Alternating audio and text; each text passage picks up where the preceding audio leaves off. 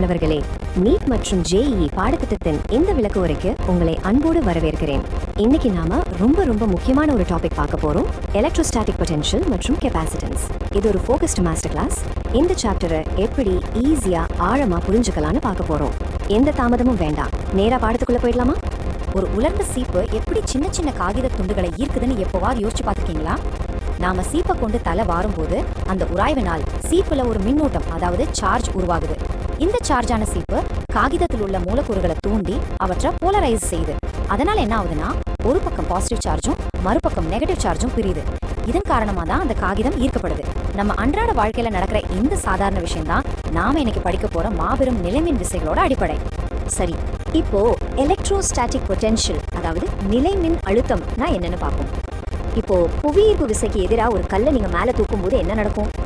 நீங்க செஞ்ச வேலை அந்த கல்ல பொட்டென்ஷியல் எனர்ஜி அல்லது நிலையாற்றலா சேமிக்கப்படும் இல்லையா? அதே லாஜிக் தான் இங்கேயும். ஒரு பாசிட்டிவ் சார்ஜை எலக்ட்ரிக் ஃபீல்டுக்கு எதிராக முடிவிலா தொலைவில் இருந்து, அதாவது இன்ஃபினிட்டில இருந்து ஒரு குறிப்பிட்ட புள்ளிக்கு கொண்டு வர நாம செய்யற வேலை தான் இந்த பொட்டென்ஷியல். நாம செஞ்ச அந்த வேலை தான் அந்த புள்ளியில ஆற்றலா சேமிக்கப்படுது. ரொம்ப சிம்பிள், கரெக்டா? மாணவர்களே, இங்க கொஞ்சம் கவனமா கேளுங்க. இது ஒரு மிக முக்கியமான ப்ரீவியஸ் இயர் கொஸ்டின், அதாவது PYQ அலர்ட். தேர்வுகள்ல அடிக்கடி கேட்கப்படுற பகுதி இது. ஒரு தனித்த புள்ளி மின்னூட்டத்தோட, அதாவது பாயிண்ட் சார்ஜோட பொட்டென்ஷியல் தூரத்தை பொறுத்து 1/r அப்படிங்கிற அளவுல குறையும். ஆனா ஒரு எலக்ட்ரிக் டைபோலோட பொட்டென்ஷியல் ரொம்ப வேகமா, அதாவது 1/r² அப்படிங்கிற அளவுல குறையும். எக்ஸாம்ல இந்த சின்ன வித்தியாசத்தை தான் அடிக்கடி ட்விஸ்ட் பண்ணி கேட்பாங்க. இதை எப்பவுமே தெளிவா ஞாபகம் வச்சுக்கோங்க. இந்த விதியோட தொடர்ச்சியா இன்னொரு சுவாரஸ்யமான விஷயமும் இருக்கு. ஒரு டைபோலோட மையக்கோட்டு தளம், அதாவது ஈக்வட்டோரியல் பிளேன்ல உள்ள எந்த ஒரு புள்ளியிலையும் பொட்டென்ஷியல் எப்போதுமே பூஜ்யமாகத்தான் இருக்கும். ஏன்னா அது ரெண்டு சார்ஜுகளுக்கும் சமதூரத்துல இருக்கு. இதோட அர்த்தம் என்ன தெரியுமா?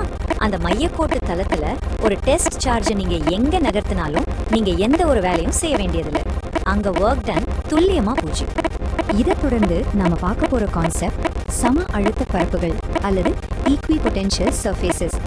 இதுவும் ரொம்ப ஈஸியான கான்செப்ட் தான். ஒரு தட்டையான மைதானத்துல நீங்க நடக்கும்போது புவியீர்ப்பு விசைக்கு எதிராக நீங்க எந்த எக்ஸ்ட்ரா வேல்யூ சேரதில்லை. வாஸ்தவம் தானே? அதே போலதான் இந்த சம அழுத்த பரப்புகள்ல ஒரு சார்ஜை நகர்த்த எந்த ஒரு வேலையும் செய்ய தேவையில்லை. இன்னொரு முக்கியமான பாயிண்ட், எலக்ட்ரிக் ஃபீல்டு லைன்ஸ் எப்பவுமே இந்த பரப்புக்கு செங்குத்தாக, அதாவது பர்பெண்டிகுலரா மட்டுமே இருக்கும். மாணவர்களே, இதோ உங்களுக்கான அடுத்த பெரிய PYQ அலர்ட். நாம இப்போ பார்க்க போற கடத்திகளின் பொன் விதிகள், அதாவது கோல்டன் ரூல்ஸ் ஆஃப் கண்டக்டர்ஸ் ரொம்ப முக்கியம். ஒரு கண்டக்டருக்கு உள்ள எலக்ட்ரிக் ஃபீல்டு முற்றிலும் பூஜ்யமா இருக்கும். ஆனா இதுல இருக்கிற முக்கியமான ட்விஸ்ட் என்னவென்றால், உள்ள ஃபீல்டு பூஜ்யமா இருந்தாலும் அதோட பொட்டென்ஷியல் மாறாம சீரா இருக்கும். அதாவது அந்த கண்டக்டரோட மேற்பரப்புல என்ன பொட்டென்ஷியல் இருக்கோ அதே அளவு தான் அதோட உள்ளேயும் இருக்கும். இதை உங்க மனசுல ஆழமா பதிய வச்சுக்கோங்க. எக்ஸாம்ல இது ரொம்ப கை கொடுக்கும். சரி, இப்போ நாம பாடத்தோட இரண்டாவது பகுதிக்கு வந்துட்டோம். மின்தேக்கு திறன், அதாவது கெப்பாசிட்டன்ஸ்.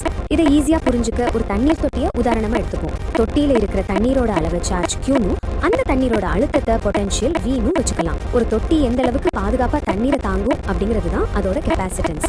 இதுக்கு நாம பயன்படுத்துற யூனிட் ஃபாரட். இப்போ ஒரு parallel plate கெபாசிட்டரோட ஃபார்முலாவை கவனிங்க. C = ε0A/d. இந்த சமன்பாட்டில இருந்து நம்ம என்ன தெரிஞ்சுக்கிறோம்? ஒரு கெபாசிட்டரோட மின்தேக்கு திறன் அப்படிங்கிறது அதுல இருக்கிற சார்ஜையோ அல்லது வோல்டேஜையோ சார்ந்ததில்லை.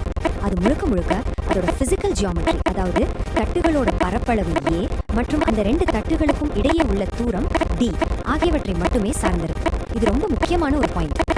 ஒருவேளை அந்த கெபாசிட்டர் தட்டுகளுக்கு நடுவுல ஒரு டயலெக்ட்ரிக், அதாவது மின்காப்பு பொருளை வச்சா என்ன நடக்கும்? இந்த படியடிப்படியான சங்கிலித்தோட நிகழ்வை கொஞ்சம் கவனிங்க. முதல்ல மூலக்கூறுகள் போலரைஸ் ஆகுது.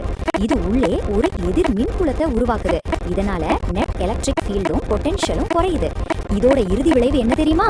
கெபாசிட்டன்ஸ் K அப்படிங்கிற டயலெக்ட்ரிக் கான்ஸ்டன்ட் மடங்கு அதிகரிக்குது. போட்டி தேர்வுகள்ல இந்த லாஜிக்கலான ஸ்டெப் பை ஸ்டெப் சிந்தனை அடிக்கடி சோதிக்கப்படும். அதனால இதை நல்லா புரிஞ்சு வச்சுக்கோங்க. சர்க்யூட் கணக்குகளை சால்வ் பண்ணும்போது தொடர் இணைப்பு, அதாவது சீரீஸ் மற்றும் பக்க இணைப்பு, அதாவது parallel சர்க்யூட்களை தெளிவா ஒப்பிட்டு பார்ப்பது உங்களுக்கு ரொம்பவே உதவும். ஒரு சின்ன டிப் சொல்றேன், கேளுங்க. எப்பவுமே சீரிஸ் கனெக்ஷன்ல சார்ஜ் Q மாறிலியா இருக்கும், அதே மாதிரி parallel கனெக்ஷன்ல பொட்டன்ஷியல் V மாறிலியா இருக்கும். இதை மனசுல வச்சுக்கிட்டு கணக்கு தொடங்கினீங்கன்னா உங்களோட நேரம் எக்ஸாம்ல ரொம்பவே மிச்சமாகும். அடுத்ததா எனர்ஜி ஃபார்முலா U = ½ CV². இது ரொம்பவே முக்கியமான ஒரு சமன்பாடு. ஆனா இது அப்படியே குருட்டு மனப்பாடம் செயலத்தோட நிறுத்திடாதீங்க. ஒருவேளை கேள்வியில கெபாசிட்டன்ஸ் மற்றும் சார்ஜ் அளவுகள் மட்டும் கொடுக்கப்பட்டிருந்தா இந்த ஃபார்முலாவை Q²/2C அப்படின்னு மாத்திக்க நீங்க தயாரா இருக்கணும். கேள்வி கேட்ட மாதிரி ஃபார்முலாவை மாற்றி அமைக்கிறது தான் நம்ம வெற்றியோட ரகசியமே. இப்போ ஒரு முக்கியமான தியரி கேள்வி. நாம இதுவரைக்கும் பார்த்த அந்த எனர்ஜி கெபாசிட்டர்ல எக்ஸாக்டா எங்க சேமிக்கப்படுது? இது நிறைய பேரை குழப்புற ஒரு விஷயம். ஆற்றல் அந்த உலோக தட்டுகளுக்குள்ள சேமிக்கப்படுறதில்ல, மாறாக அந்த 2 தட்டுகளுக்கும் இடையே உள்ள வெற்றிடம் அல்லது டைஎலக்ட்ரிக் பகுதியில நிலவர எலக்ட்ரிக் ஃபீல்டுக்குள்ள தான் அந்த எனர்ஜி முழுமையா சேமிக்கப்படுது. இதை தெளிவா புரிஞ்சுக்கோங்க. மாணவர்களே, நாம இந்த செஷனோட இறுதி கட்டத்துக்கு வந்துட்டோம். இப்போ நாம பார்த்த முக்கியமான விஷயங்களை ஒரு குயிக் ரீகேப் பார்த்துடலாம். டைபோல் பொட்டன்ஷியல் 1/r² குறையும். கடத்திக்குள் அதாவது கண்டக்டருக்குள் E0 ஆனா V மாறிலி. டைஎலக்ட்ரிக் வச்சா கெபாசிட்டன்ஸ் K மடங்காகும். சீரிஸ் சர்க்யூட்ல Q பொதுவானது, parallelல V பொதுவானது. கடைசியா எனர்ஜி எலக்ட்ரிக் ஃபீல்டுல தான் சேமிக்கப்படுது. இந்த அடிப்படைகள் உங்க விரல் நுனியில இருந்தாலே போதும், இந்த சாப்டர்ல வர எந்த கேள்வியையும் நீங்க அசால்ட்டா எதிர்கொள்ளலாம்.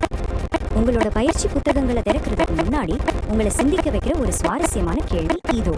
ஒரு கெபாசிட்டரை சார்ஜ் பண்ணிட்டு அதோட பேட்டரியை நீங்க டிஸ்கனெக்ட் பண்ணிடுறீங்க. இப்போ ஒரு டைஎலக்ட்ரிக்கை உள்ள வச்சா அதுல சேமிக்கப்பட்ட எனர்ஜி அதிகரிக்குமா அல்லது குறையுமா? ஒரு க்ளூ தரேன். ஃபார்முலாவை Q²/2C மாற்றி யோசிங்க. பேட்டரியை எடுத்ததால Q மாறிலியா இருக்கும். இப்போ C அதிகரிச்சா என்ன நடக்கும் சிந்திச்சு விடைய கண்டுபிடிங்க. இந்த விளக்க உரை உங்க கான்செப்ட்ஸை இன்னும் ஸ்ட்ராங் ஆக்கியிருக்கும்னு நம்புறேன். நீட் மற்றும் JEE தேர்வுகள்ல நீங்க பெரிய வெற்றி பெற என்னோட மனமார்ந்த வாழ்த்துக்கள்.